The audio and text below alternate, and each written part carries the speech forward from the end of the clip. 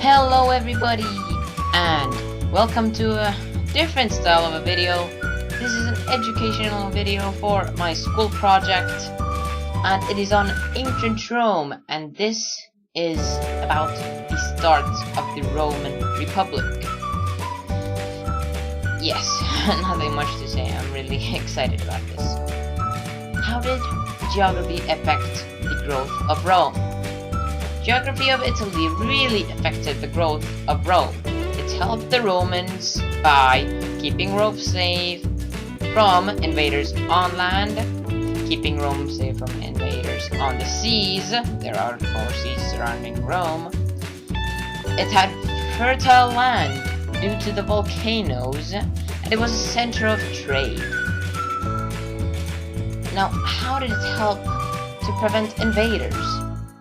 Inland attackers could not attack Rome due to the Alps. And the Apennines, they're also a mountain range in the center of Italy, so that helped a lot as well. Honestly, attackers could not really attack Rome because of the small rivers. The big battleships could not go through the rivers. And rivers also helped in trading. And how did they do that? Trade and land. Volcanic rocks are actually very fertile fertile soil. I got my words a little bit mixed up. They're very fertile, and you can grow plants very easily on volcanic rocks. And rivers were large enough for small trade boats, but as I said, small enough for the large battleships not to be able to attack. And Italy itself already was in the center of trade because it was in the middle of those 5 seas, including the Mediterranean Sea. The change from monarchy to republic was a great change in Rome. And Rome started off as a monarchy with kings, not emperors, who had lots of power, and they ruled as the head of the army, the chief priest, and also the supreme judge. The first buildings in the Forum were built, and small neighboring villages were captured during the monarchy period. And the agreement of wealthy aristocrats was necessary for the kings to decide on things. And the oldest male aristocrats formed the Senate. And the word Senate comes from the Latin root senex, which means old man. It literally means old man. And the change to republic. There are a few reasons for this change. For example, the Senate became bored of kings being the only ones to rule around. And a little bit of extra, Tarquin the Proud mistreated his people. He was a king in the monarchy era, and he was a horrible king. In 509 BC, the Romans fired, which means kicked out of his duty, the king, which led to the forming of the Republic. Now, what could they do in the Republic? Respublica is the Latin root for the word republic. It just means the public. All free, grown-up male citizens could vote. And importance of legions and the use of diplomacy in the now new Roman Republic. The definition of a legion is a division of the Roman army, usually comprising of 3,000 to 600 soldiers, and this is a definition from dictionary.com. And diplomacy helped Rome stay friendly with neighboring countries. The definition of diplomacy is the conduct by government officials of negotiations and other relations between nations, also from dictionary.com. And in this picture you can see the neighboring countries of Rome, which were Gaul, Germania, Numidia, etc. This picture right now is a picture from when the Rome was turning into an empire, but it's the basic thing that I want to show with this map is the countries neighboring. And the most countries that were conquered considered Rome as an ally rather than an enemy. This was one reason why Rome was such a powerful empire. The principles of the Roman government. There were four main principles the government of Rome was based on, and these were the Constitution, the separation of powers, the checks and balances, and the rule of law. And I will be explaining all of those right now. The Constitution is a system of rules by which the government is organized. And the Roman Constitution was never written, it was orally spoken. Otherwise, in America and most other countries in the world, the Constitution has been written down. And the Constitution in Rome was based on tradition and custom. The separation of powers. The Romans wanted to limit the power of rulers, and a few ways to do this were changing one leader to two or more, which would decrease the amount of power each individual had, and these people who were leaders were called consuls, and each official could veto, which means to stop an action of another official, which also limited the power. They also decreased the number of years each leader could stay in their power from, I think it was, their whole entire life to about 4 years, if I am correct. The checks and balances. There were three branches in how the power was divided in Rome. The assemblies, the senate, the magistrates, and none of these branches had total power, even though the most powerful one was Senate. The rule of law. This was a very important principle in the government of Rome. And what does this mean? This means that everyone could go to trial, even officials after they're out of office, which means they are not in duty anymore. This showed equal rights in Rome during this time period. And by this time period, I mean Roman Republic. The Roman citizen class division and the rights of these people. Roman citizens were divided into two groups, the upper class and the lower class. The upper class consisted of senators and equestrians. We already kind of discussed senators, so I will be talking about equestrians next. The lower class consisted of commons, Latins, foreigners, freed people, and slaves. Who were the equestrians? The basis of this class is money-based. People with over 400,000 currency were considered equestrians. If a equestrian man has a family, the family was also considered equestrians. And if the man gets over 1 million currency, this man can move to the senatorial class, which was a huge change. I listed them in order, so like how many from due to the rights, and the commoners were all other freeborn Romans, and these people had quite a few rights, for example voting, but this was only for men, not for women, which didn't show equal rights for women at that point, because women were mostly thought that they would stay home and do the work at home, unlike men who would be doing other work.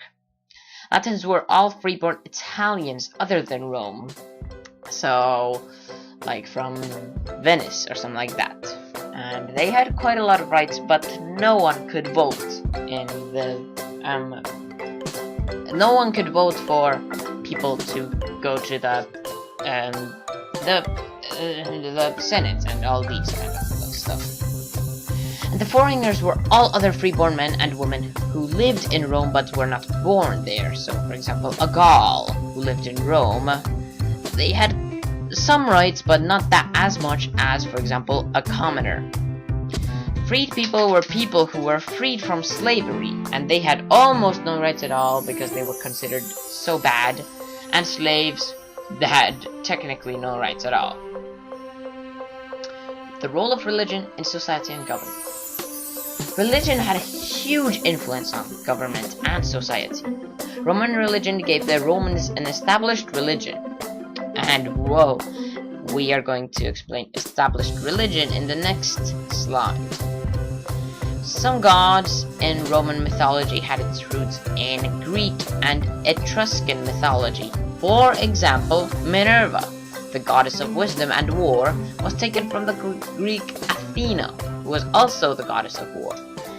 And some of these gods came from Latin traditions, and only a few gods came from the people that the Romans conquered. Now, the role of the government. An established religion is an official religion supported by the government. Many heads of the government were also priests, often consulted experts in religion before deciding things, so the heads of government would see if it was actually legal in religion to do something. And maintaining a good relationship with the gods was a job for the government. At least that is what the Romans thought during this time. Honoring the gods. How did they honor the gods? By doing some things the Romans thought they were honoring the gods. For example, some of the ways that they honored the gods were praying, building temples, offering animal sacrifices, and making games for the gods. And with games, I mean, for example, the Olympic Games, which were actually a Greek event, not the Roman event. And Punic Wars between Rome and Carthage. Rome struggled with the two battles against Carthage, and these two battles were called the Punic Wars. Carthage was a city in North Africa which had captured some parts of Sicily and Spain. Carthage attacked from the Alps with over 40,000 powerful soldiers, with the leading of Hannibal, the strongest general of Carthage. And about the fight, the clever tactics of Hannibal proved to be too strong against 3 Roman armies, which got obliterated. And after these 3 battles, Hannibal thought that Rome would give up because they were so bad. And the men of Hannibal were getting tired, and a clever general from Rome decided that maybe they should attack Carthage. And when they did this, Hannibal was forced to return from Italy to Carthage to defend his city. But Carthage was defeated. End of Carthage. The Romans still feared Carthage because they were so strong. In 146 BC, the Romans finally attacked Carthage. They looted and burned the city. They sold most of the people to slavery. And the Romans almost turned into an empire, but at one point after this Carthage thing, they did. An empire is a state which has many countries within it. And talking about empires, Rome turned from a republic to an empire due to the first civil wars in Rome. There were 5 main people who contributed to this change: Caesar, Octavian, who was Caesar's relative, Pompey, Cleopatra, and Marius. And I promised you, the beginning of the empire meant the beginning of the collapse of the Roman Empire. About the battle with Marius and Sulla. Sulla, a commander in war, was chosen as a leader against a powerful and very rich enemy. But instead, Marius was voted as leader by the Senate, and Sulla was kind of like pointed out of the group. Sulla was outraged by this agreement and fought against Marius and his men with his own army. Sulla won the fight and was a dictator for a bit over a year. What happened after this? After Sulla, more leaders took his place. The main 2 leaders were Pompey, who conquered some of the Southwest Asia, and Caesar, who conquered Gaul. They put their heads together and ruled the government, respecting all the laws and traditions. But after a while, Pompey and Caesar had an argument, and they had a war against each other. The Senate was on Pompey's side, and Caesar had his own men on his side. Caesar won Pompey later on, and he took control of Rome. He used his power to help the poor, but he made himself a dictator for life. Many senators got angry because they wanted to keep Rome as a republic instead of an empire. So, on March 15th, 44 BC, Caesar is stabbed until death by the senators who disagreed with him. Octavian forms an empire. As a relative of Julius, Octavian wanted to avenge his father's death. Not fathers. I'm thinking of Star Wars right now. Oh my goodness, that's funny.